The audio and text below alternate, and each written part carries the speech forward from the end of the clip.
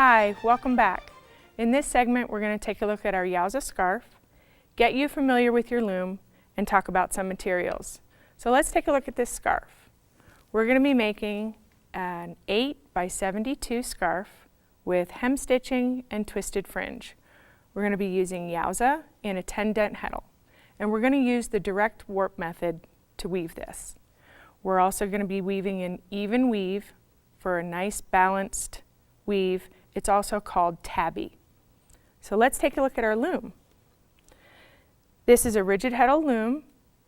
We've made sure that it's attached to the table, and you want to make sure that you tighten this up because you don't want it to break loose on you.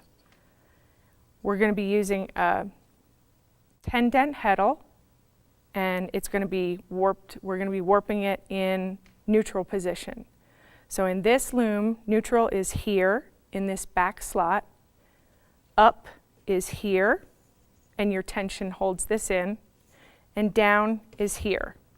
Your loom may be different, so you want to make sure you know where up, down, and neutral is. We're going to leave it here in neutral. The other parts of the loom that you need to be aware of are the back beam, and this is the back apron rod, and it comes up over toward the heddle. This is your warp beam. On the front of the loom, you've got a front beam and a front apron rod, and it comes up over toward the heddle. And then you've got another beam where you're going to wind on your finished material. On the front and the back, there are ratchets that will move your apron rod with your warp toward your warp beam.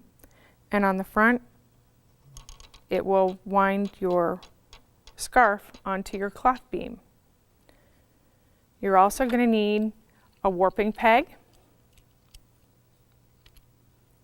and you're going to need some rubber bands. There's a full materials list. You need to print that out. We've also included a math worksheet, a yarn and heddle matching chart, and a glossary to help you learn new words.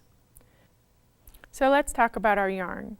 Your yarn has a job to do while you're weaving, and your warp yarn needs to be strong enough to be tensioned by your loom.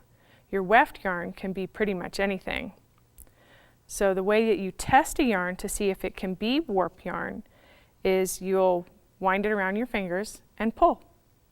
And if it pops, it's not strong enough to be tensioned on your loom. You can use it for weft.